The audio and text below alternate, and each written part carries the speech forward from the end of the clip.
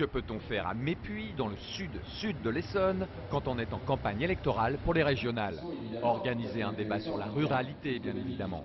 Jean-François Copé, porte-parole du gouvernement et candidat UMP pour l'Île-de-France, n'a pas hésité à affronter le froid et les chemins creux pour rencontrer les agriculteurs. Je suis venu rencontrer les agriculteurs ici dans le sud de l'Essonne parce que je crois que c'est important de parler avec eux de leur avenir, de la préservation de l'espace, de la préservation de l'environnement et de l'écologie, et de le faire dans un cadre où chacun se respecte.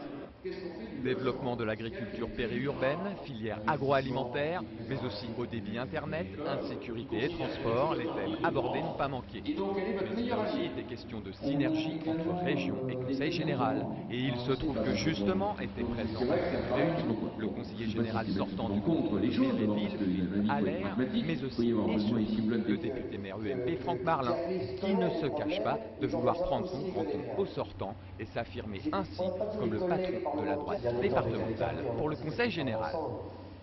Ma candidature sera examinée comme toutes les autres candidatures pour les cantons vendredi soir, via l'UMP départemental.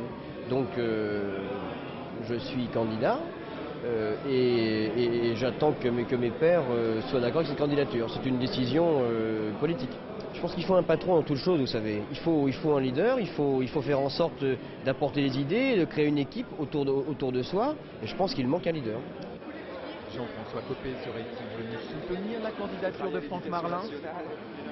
Franck Marlin est un de mes bons amis. J'ai dans ce département la chance d'avoir beaucoup de parlementaires amis qui, je dois dire, dans cette campagne régionale sont très actifs et utilisent tous les relais pour mobiliser les électeurs.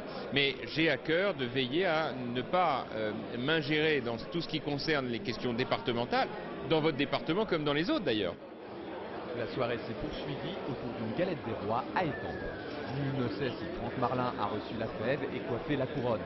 Quant à son investiture et son leadership pour les cantonales, réponse vendredi soir avec la réunion du comité élection de l'UMP 91.